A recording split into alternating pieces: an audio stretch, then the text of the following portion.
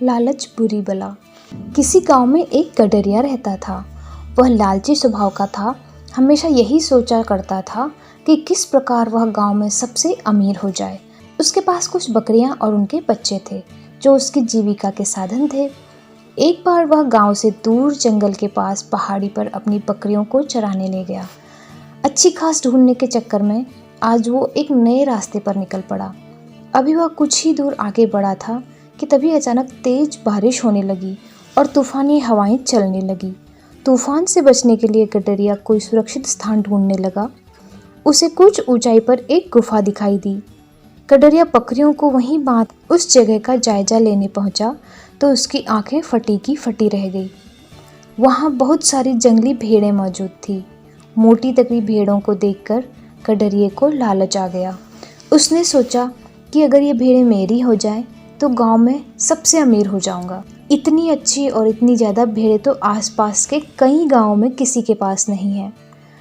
उसने मन ही मन सोचा कि मौका अच्छा है, मैं कुछ ही देर में इन्हें बहला फुसला कर अपना बना लूँगा, फिर इन्हें साथ लेकर गांव चला जाऊंगा। यही सोचते हुए वह वापस नीचे उतरा। बारिश में भीगती अपनी दुबली पतली कमज़ोर बकरियों को देखकर उसने सोचा कि अब जब मेरे पास इतनी सारी हट्टी कट्टी भेड़ें हैं तो मुझे इन बकरियों की क्या ज़रूरत। उसने फ़ौरन बकरियों को खोल दिया और बारिश में भीगने की परवाह किए बगैर कुछ रस्सियों की मदद से घास का एक बड़ा गट्ठर तैयार कर लिया। गट्ठर लेकर वह एक बार फिर गुफा में पहुंचा और काफ़ी देर तक उन भेड़ों को अपने हाथ से हरी हरी घास खिलाता रहा। जब तूफान थम गया तो वह बाहर निकला। उसने देखा कि उसकी सारी बकरियां उस स्थान से कहीं और जा चुकी थी। गडरिये को इन बकरियों के जाने का कोई अफसोस नहीं था, बल्कि वह खुश था कि आज उसे मुफ्त में एक साथ इतनी अच्छी भेड़ें मिल गई हैं। यही सोचते सोचते वह वापस गुफा की ओर मुड़ा, लेकिन ये क्या, बारिश थमते ही भेड़ें वहाँ से निकलकर दूसरी तरफ जाने लगी। वह तेजी से दौड़कर उनके पास पहुँचा और उन्हें अपने साथ ले जाने की कोशिश करने लगा, पर भेड़ें बहुत थी, वह अकेला उन्हें नियंत्रित नहीं कर सकता था। कुछ ही देर में सारी भेड़ें उसकी आंखों से ओझल हो गई।